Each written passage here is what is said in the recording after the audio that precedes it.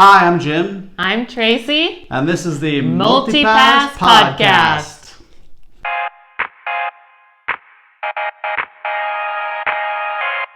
Hi. Hi, everyone. Hey, we're back. We moved to Utah. I don't know if anyone noticed or paid attention to us doing that. But we keep saying we're going to do more of these podcasts, and we keep doing them. So that's the good news. Eventually. And the bad news is life just keeps tumbling down like mudslides. Do you know there's mudslides in the canyon? Yeah, I heard up.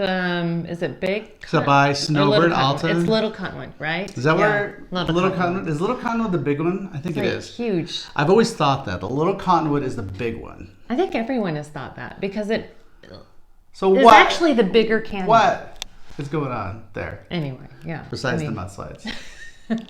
Anyway, so we have a couple things we want to talk about today. One of the things we ended up kind of discussing this morning at breakfast was the sense of, I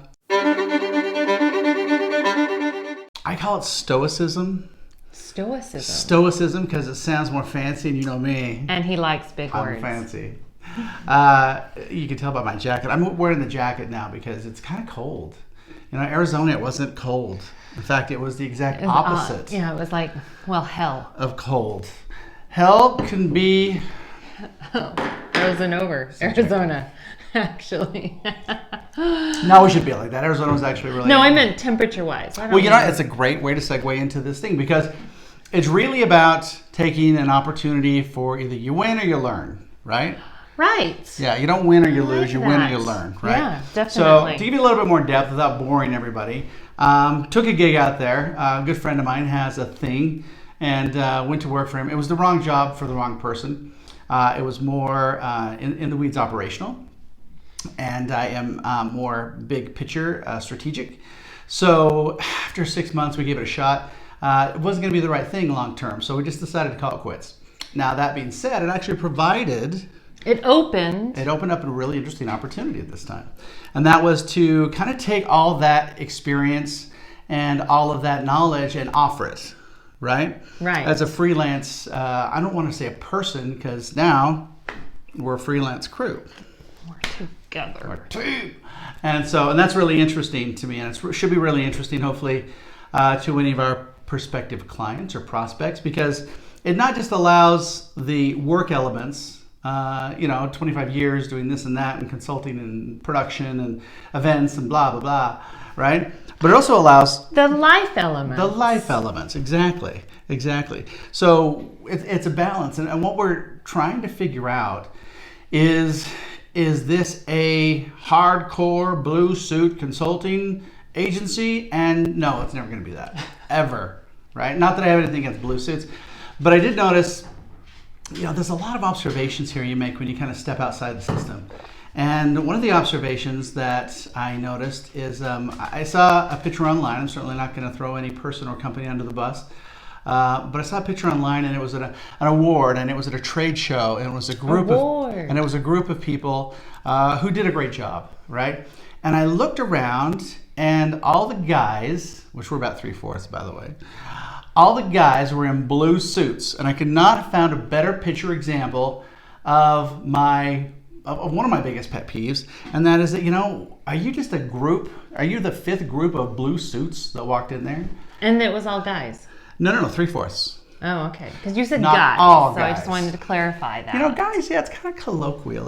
The word of the day is colloquial.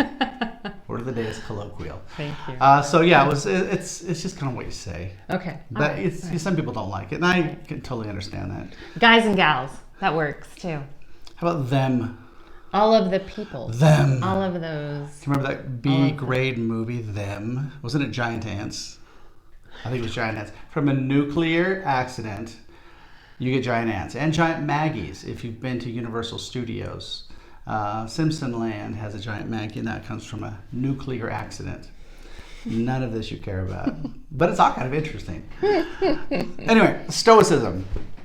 What the conversation was this morning was based on, and if Gary Vaynerchuk ever sees my stuff, I have to kind of apologize because I see a lot of him, and just kind of as I'm doing things, I'll turn him on, and a lot of his ideas really really align with a lot of the things I'm thinking. So that's why I find myself kind of tuned into It's like you guys are best buddies. It's kind of like, yeah, you're- brothers from different mothers on different coasts who the mothers didn't know each other and had no contact. It's just like that. Just like that. It's exactly like that. I like it. But anyway, Stoicism and the sense of criticism. And he said... Yeah, we were talking about that, right? Yeah, so what was your take on that? Kind of lay that out there, what you thought. And I'll kind of tell you my thoughts on it. You brought up the point that people tend... The one thing that you love, or that people, this group love, is... them. Criticism. And that has such a negative connotation, I think, to it. Criticism, when you're criticized. Don't disagree. So I just kind of had a different thought about it, a slightly different thought about it, but that's... So the criticism, yeah. So in order to get better, sorry. Yeah, so my side of it was, everybody says, I want constructive criticism. Well, yeah, you do. Absolutely. There's no argument there.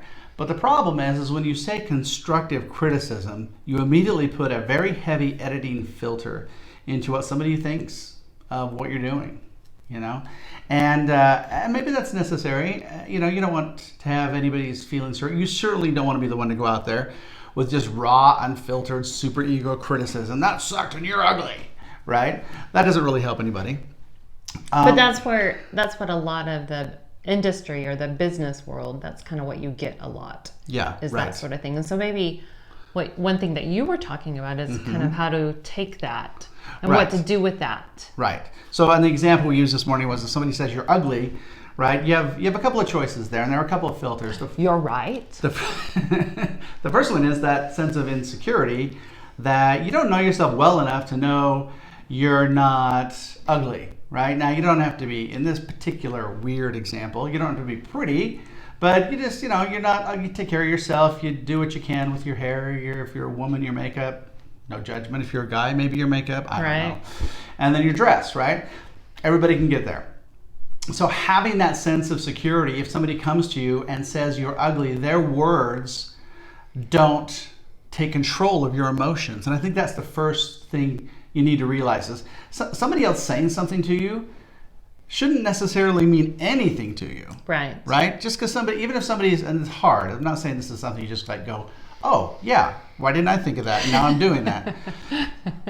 But if somebody comes up to you, their energy shouldn't overpower you, right? If somebody says, you're doing a terrible job, I hate what you're doing, I hate you, I hate your truck, whatever, they're trying to take your emotions with their words, right? Second thing is if somebody says something, it doesn't necessarily make it true. But it doesn't necessarily make it not true. That's correct. I agree with that. So, it's kind of up to your filter to decide if it's true or not, right? So it's interesting to engage, and I think that's what took us to our conversation this morning, using this hypothetical that hardly anybody would ever say unless they're just being rude, is you're ugly, right? Well, does that control my emotion? Do I feel bad because now I think somehow somebody in the world thinks I'm ugly, right? Right. Or can I kind of go, well, is it true? Some mornings. I think, like I said, everybody can do something where that particular example is not true, right? Everybody can look their best, right? And so the next thing, and this is the third tier, so third tier is to engage it, right? And decide to engage it. Sometimes you don't want to engage because you give power to just trolls or nonsense, and that's not what you want to do. But if you do engage it, without it kind of impacting your self-esteem or emotion, you could, one example would be, really, what exactly in detail do you think is ugly about me? And that'd be an interesting conversation. And they go, your teeth are stupid, or I don't like your nose, or I just don't like you, right? So whatever it happens to be, then you decide what part of that information is valuable. Now, all of this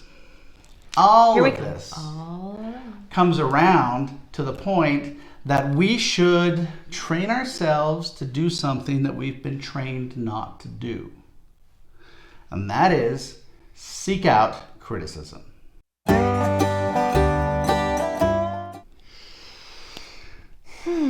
You can say constructive criticism if you need a little bit of a crutch, that's fine.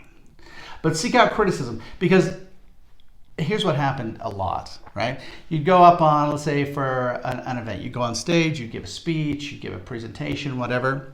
You get off stage, 99% of everybody is going to go, that was great. That was really good. That was awesome. That was awesome, right? Doesn't mean anything. Means absolutely zero. What does mean something is when you have somebody who's a trusted friend, colleague, ally, who goes, pretty good. You know what? When you got to the slides, you looked back a lot. And by the way, there wasn't enough light on the stage. We were all focused on the slides. And after about 5 minutes, everybody's bored out of their damn minds.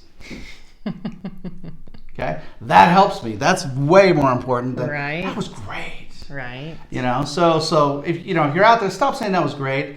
Ask permission to give constructive criticism. And a good way to do that is like, hey, you're a phenomenal speaker. You're a phenomenal presenter. I noticed a couple of things from my perspective. If you're interested in hearing them, let me know. And most people will go, yeah, I am interested in hearing them.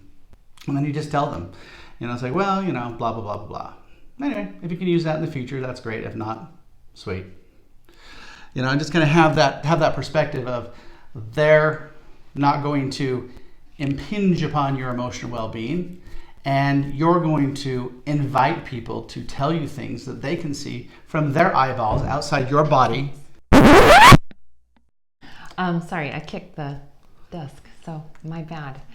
One thing I was going to say in reference to that is, so basically, if you're taking on it, as opposed to maybe having people just come and interject their opinions on you, if you take the approach where you're asking for their opinions. Yeah, perfect. Is maybe a better way to control the situation. When I need to know what, and you do that a lot when we work together and stuff.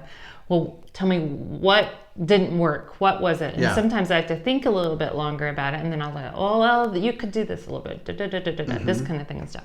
And so maybe that's one way to approach. So how would you do that? What's your thought on that? How would you approach that sense of like, I'm watching you do something, and then you're done. You want to hear a criticism or constructive criticism, whatever. How do you approach me? Well, you just ask. What did you think? How did that go? That went great, Traci. Yeah, okay, so that was, it was great. Yes, I know. But what elements, where could we improve there? What could I have done a little bit differently? Or exactly. That sort of thing, so. Yeah, and you might have to, and that's a good point, you might have to hit it a couple of times. And that goes back to kind of one of the first things we said here. We've been trained to, number one, if you can't say something nice, don't say it rudely.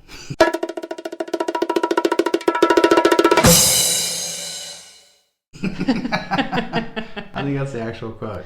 And it's been twisted through time to be, if you can't say something nice, don't say anything at all. But I think that was the original quote. Don't say something rudely. Total t-shirt. You're welcome. That one's free. But if you can't say something nice, don't say something rudely. Now, it's a new word. It is. Now, that is absolutely true in general context. You just went to a play last night and you kind of had this interesting experience. Yeah, we went and saw Cagney up at PMT, which is the new musical based off of James Cagney's life. And it was. If you don't know who James Cagney is, then he's an old actor. You should look him up. He's phenomenal. But it was very interesting because it's this man who looks a lot like him and just kind of had studied him throughout his life and wrote this play, turned into musical sort of thing, and it's evolved into this now they're trying to get it to Broadway.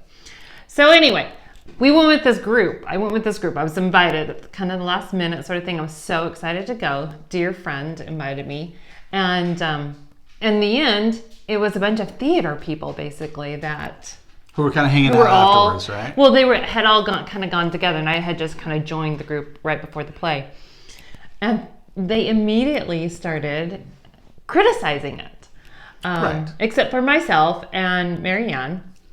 We were just kind of taking it in sort of thing. But the rest of them just kind of about little. I mean, and it was really interesting. I said, you people are the worst people to go see theater with. Theater people are awful. The worst people to see theater. Because they're so critical and about that is, it. And I think it's true with everything else too. So, I mean, that's such a great facet of what we're talking about, because you want to invite that constructive criticism to yourself, right? Right. But you don't want to broadcast it. Right. Right? Because then you're ruining somebody else's experience. Right. Right? Right. It kind of impinges your experience, right? And, I always, you and I, whoever I go to the theater with or whatever it is, we always have a critical eye, and we're always, looking at it and stuff. But we always kind of say things that we really like about it and that sort of thing. And then we kind of go, well, what did you think of it? And then we start in on some of the things where we think it could have improved and, our own opinions. Yeah. But it was just really interesting to have this group of people and then to just kind of hear these little right. And so immediately. I was like, well, okay, yeah, I can see your point. But this was really good, and this was really good too, And so it all kind of comes back to the sense of like, just because you want to receive criticism doesn't mean other people automatically want that too. Right. Right? And just because you want to develop the, let's call it inner fortitude, right? To hear things that you can't see that are wrong with you or wrong with your style or skill set or whatever, because you want to fix them, doesn't mean other people do automatically, and doesn't mean that the world at large wants to hear criticisms either. So it's all encompassed, strangely, Stoicism, which is still where I kind of house this, is all encompassed strangely in the shell of kindness. I like that. And that's something that I was kind of thinking about, kind of branching off of that. Just coming back and kind of joining old groups or old friends and kind of getting the kids into school and sort of thing, and kind of getting into the groove of it and the different groups of it. I know that I've had certain struggles at times and kind of blending in with certain things. And one of the things and I've always kind of been like, no, whatever, kind of, it's not my deal, that's fine. This kind of wall about things a lot of times. But you've always been the one that's kind of helped me kind of take a different approach to kind of go, well, no, how can you invite that? How can you meet and make that work, sort of thing? So you mean like groups of people? Yeah, groups of people. Or different engagements with different events. Yeah, you've really helped me kind of go out on a limb a lot of times where I've kind of been like, but I've been really grateful that I've been able to do that and to be able to be open to that, to kind of allow that in. And well, I think that's also one of the things that is important in the aspect of asking for help. Or having a trusted person like we trust each other to just we kind of have implied permission, right, to help each other with different things, right? Sometimes we overstep. Like I'll say something to you and you didn't want to hear it, and I wasn't necessarily invited to say that. And sometimes vice versa. But regardless, when you have that sense of someone you can trust, you can share those things. And the last point I think that can kind of be made with this overall sense of stoicism wrapped in kindness, right? Is there's an aspect of it that allows somebody else to see something that you can't see. Right. Right? And that's why professional sports players and have coaches. And that's why actors have directors, right? And that's why people in the performance spotlight have somebody outside of that spotlight who can see them, who are trained to do that. And I think that's so critical, and I think it's neglected. I think it's ignored in 90% of the things we do outside of, let's say, the arts and the sports, right? Like when you go to a business meeting, or when you go to an engagement, or when you go to a conference or an event, you should absolutely have a coach/director. Oh, for sure. And that coach/director needs to have permission to tell the CEO or to tell the CFO, hey, I think you need to do a couple of different things, right? And through my experience, we had a crew that did this in conferences, and we developed that rapport, and everybody who was actually presenting was either on board or got on board with, okay, people are going to sit there who are good at this, and they're going to tell you things that they want you to do and change. You're not going to be perfect. Get closer. If they tell you something, get closer, right? Or as one of our good friends says, suck less. Goes out to you, Lewis. Thanks. Thanks, Lewis. But Yeah, but I think that's one of the things that is just ignored. And I think if you can kind of accept that reality that you can be better with a coach, or you can be better with somebody who can kind of look in where you can't, it provides immense value. Well, yeah, and that's where you really, truly are able to succeed. Yeah, agreed. So, all right, so I think that's today's podcast. Yeah. Any final words? No, well, go team. Go team, sports team, or go actor team. Are actors a team? They're a cast. Go cast. That doesn't sound right. All right, well, I'm Jim. I'm Traci. And this is the Multipass Podcast.